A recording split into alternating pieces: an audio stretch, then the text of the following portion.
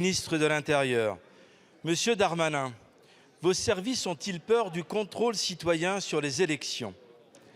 Gravée auparavant dans le code électoral, l'annexion des listes de procuration aux procès-verbaux de chaque bureau de vote est supprimée par le décret du 11 mars 2021. Celui du 22 décembre confirme que ces listes restent en mairie. Enfin, la circulaire du 31 décembre, à 4 mois de la présidentielle et 5 mois des législatives, ordonne aux maires de ne plus annexer ces listes au PV. Cet enchaînement méticuleux rend techniquement impossible la vérification d'un scrutin, car la préfecture n'est plus le lieu centralisateur. En 10 jours, délai imparti pour faire un recours, prendre rendez-vous dans les 22 mairies de ma circonscription est quasi impossible. Pour celles composées de centaines de communes, cela relève du miracle, une capacité somme toute peu commune chez les candidats. Le matériel peut toujours être rapatrié au Conseil constitutionnel sur demande d'un avocat, qu'il s'agit de payer 3 000 € pour y faire ce qui se faisait gratuitement en préfecture.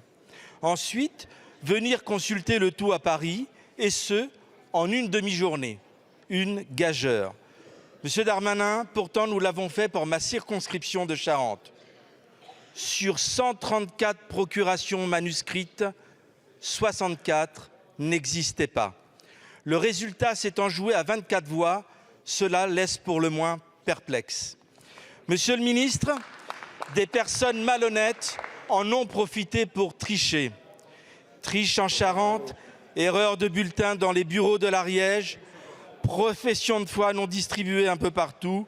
Bref, comment comptez-vous corriger le tir aux élections européennes de juin afin d'éradiquer ces pratiques qui abîment un peu plus notre démocratie? Merci. La parole est à Gérald Darmanin, ministre de l'Intérieur et des Outre-mer. Merci Madame la Présidente, Mesdames et Messieurs les députés. Monsieur le député, permettez-moi d'abord de dire que je n'ai pas tout à fait compris votre question. C'est parce que s'il y a 64 erreurs de procuration et que vous avez gagné à 24 voix, je me pose du coup la question de la présence dans l'hémicycle. Bon. Mais cependant, la question que vous posez, c'est celle d'accès aux documents, électoraux qui sont effectivement, lorsqu'on peut les vérifier, la preuve que le scrutin s'est passé dans de bonnes possibilités et de pouvoir contester le cas échéant. D'abord, votre question, monsieur le député, si je peux me permettre, un peu étonnante, vous ne faites pas manifestement confiance au maire de votre circonscription, puisque c'est bien sur la base de la mairie, monsieur le député, que non seulement on tient des listes électorales, mais qu'on les garde par devers soi pour pouvoir permettre en 48 heures la possibilité de vérification. Je ne saurais trop vous reconnaître d'avoir confiance dans les maires de votre circonscription et par ailleurs qui agissent non pas en tant qu'élus, mais qui agissent en tant que représentants de l'État. Deuxièmement, vous n'êtes pas obligé d'être tout seul, celui qui va voir les listes électorales. Vous pouvez évidemment déléguer des personnes, c'est tout à fait possible. Et c'est moins complexe que lorsqu'il fallait aller en moins de 48 heures au centre-ville de la préfecture. Parce qu'effectivement, là, les choses étaient parfois différentes, où on se bataillait pour récupérer, chacun l'a vécu sans doute, ces sujets électoraux en moins de 48 heures. Troisièmement, vous pouvez toujours photographier ces listes électorales. Quatrièmement, vous avez tout à fait le droit, en effet, de pouvoir en demander une ampliation.